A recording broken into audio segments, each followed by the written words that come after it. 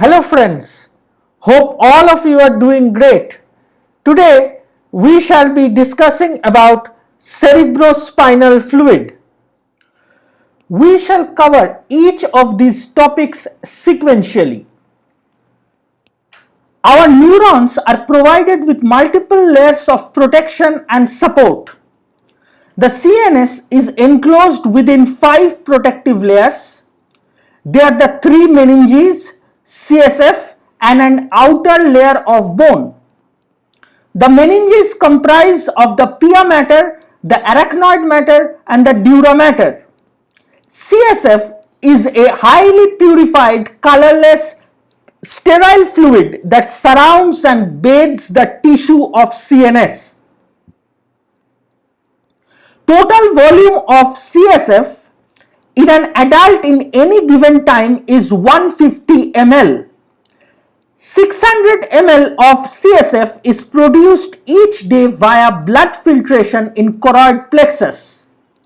So by simple calculation, we see that in every 6 hours, the CSF gets replaced.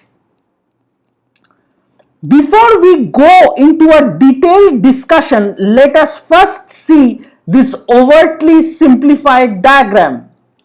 You can see the 4 ventricles, the foramens, the cerebral aqueduct, etc. CSF is produced within the lateral, 3rd and 4th ventricles in specialized structures called choroid plexus. CSF is reabsorbed in the subarachnoid space, which is the space between the pia mater and the arachnoid. I have intentionally drawn this diagram out of proportion for our easy understanding.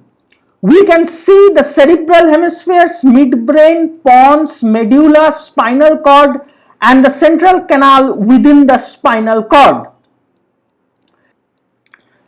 Now let us discuss about the CSF circulation.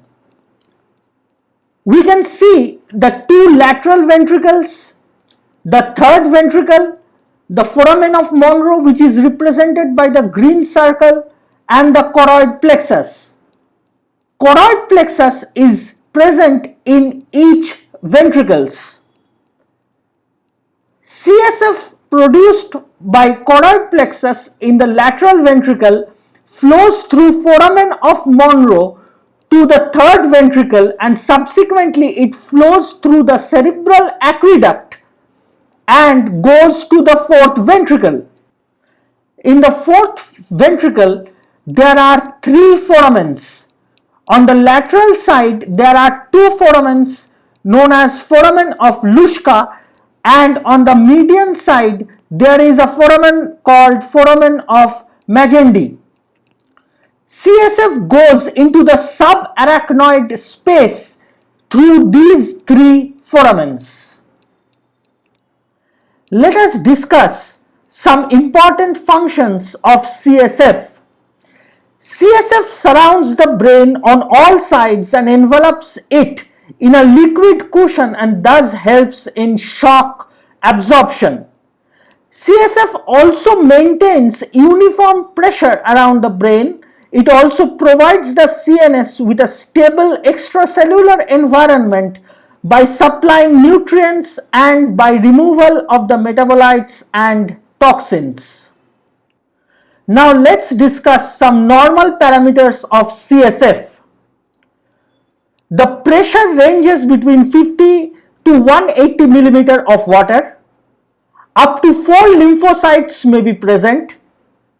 The normal sugar level ranges between 50 to 80 milligram per 100 ml, which is roughly around 2/3 of normal blood sugar. The normal protein content is around 15 to 45 milligram percentage. Now let's discuss some important clinical conditions where these normal parameters are altered. Acute bacterial meningitis. In acute bacterial meningitis, the pressure is increased due to irritation of the choroid plexus. more than 1,000 cells are present which are predominantly neutrophils. The sugar levels are markedly reduced or maybe even zero. Please note that only here in acute bacterial meningitis the sugar level in CSF can be zero. In other conditions it is not so. The protein levels are increased due to antibodies. Tubercular meningitis. Here the pressure is increased. Around 100 or more cells are present per cubic millimeter of CSF, which are predominantly polymorphs and lymphocytes. That is, pleocytosis is present. Sugar is reduced but never zero, but the diagnosis is made from CSF chloride levels which is usually less than 600 milligram percentage. Encephalitis. Here the pressure is increased. Around 20 to 25 lymphocytes per cubic millimeter may be seen. The sugar level is normal. Proteins are increased. Guillain-Barré syndrome. It is an autoimmune disease. Here the autoimmunity is against the myelin sheath. The pressure, cells and sugar levels are normal while the proteins are increased due to antibodies. Lumbar puncture. In some diseases it is necessary to examine CSF for diagnostic purposes. For this, a needle is passed between the third and the fourth lumbar spinous processes into the subarachnoid space within the vertebral canal. We know that the spinal cord ends at the level which corresponds to the spinous process of L1 or L2 vertebra, so that a puncture is done between L3 and L4 and the risk of damaging the spinal cord is minimized. The fluid thus collected is subsequently examined for diagnostic purposes. Up to 40 ml of CSF can be withdrawn safely for cytologic analysis and culturing. That's all for now.